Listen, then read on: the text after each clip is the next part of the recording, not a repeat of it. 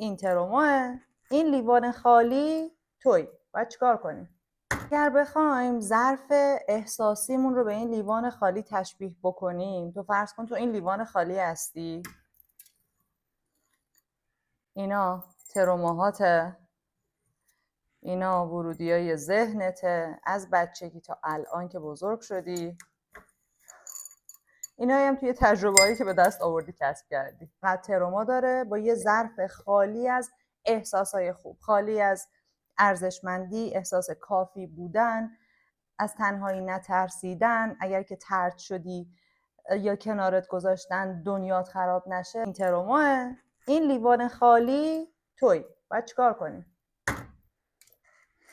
با یکی از مراجعینم داشتم صحبت میکردم که همیشه ترس اینو داشت که نکنه پارتنرش ولش کنه، یه روزی پارتنرش عاشق یه نفر دیگه بشه، اینو نخواد، نکنه دوستش یه دوست جدید پیدا کنه و این دوستش رو از دست بده. همیشه نگران از دست دادن رابطه هاش بود و جالبیش اینه اتفاقی که توی زندگیش میافتاد این بود که برای اینی که نکنه یه دفعه بقیه طردش نکنن یا دست رد به سینه‌اش نزنه یا رها شدن، خودش بقیه رو از خودش میرون، طرد میکرد، بقیه رو رها میکرد. یعنی به جای اینکه طرد بشه، طرد میکرد، چون این شده بود یه جور دفاعش برای اینه که آسیبای قدیمی و کهنه دوباره براش تکرار نشه.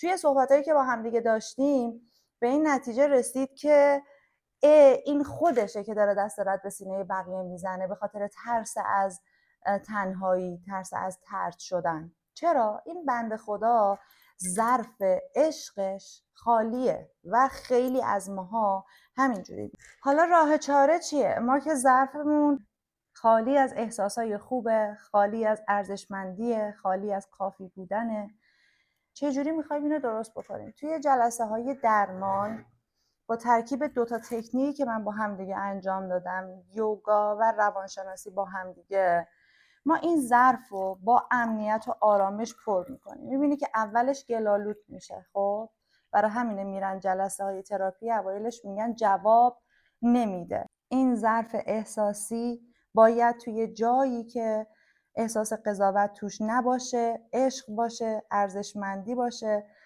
و امنیت باشه، پر بشه. اونایی که مونده اون ته سنگه. شاید همش هم درمان نشه، اما حجم خیلی زیادی از مشکلاتت رو با تمام این احساسای خوبی که ریختی توی ظرفت به دست میاری و ظرفتو پر میکنی. اگر که دوست داری ظرف احساسی تو پر بکنی، میتونی با من جلسه یوگا تراپی داشته باشی.